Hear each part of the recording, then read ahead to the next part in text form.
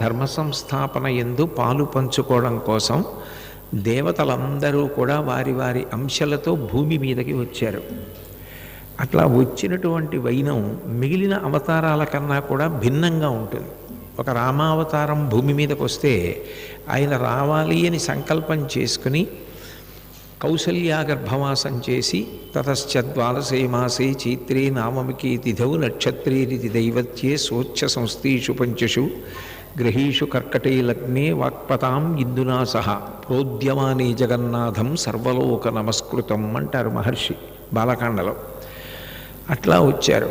వామనమూర్తి రావాలి అని అనుకున్నప్పుడు తానే ముహూర్తాన్ని నిర్ణయం చేసుకుని నేను నీ కడుపున వస్తానమ్మా అని అడిగి నీ కోడండ్రులు నీ కుమారవరులు నీనాథుడు నీవును సంశ్లోకింపన్ సతులుం పతుల్ సమ్మోదింప రాత్రించరుల్ శోకింపన్ భవదీయ గర్భమున తేజోమూర్తి జన్మించదన్ నాకున్ వేడుక పుట్టు నీసుతుడనై నర్తించి వర్తింపగా అన్నని అదితిని ప్రార్థన చేసి నేను నీ కుమారుడిగా వస్తాను, వచ్చి ఇంద్రుడికి రాజ్యం ఇప్పిస్తాను అని చెప్పి రావడం జరిగింది.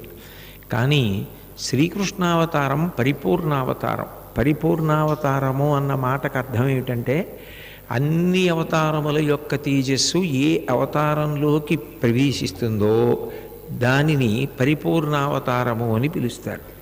అంటే ఆ అవతారానికి నమస్కరించినంత మాత్రం చేత మిగిలిన అవతారములన్నిటికీ కూడా నమస్కరించినట్టే.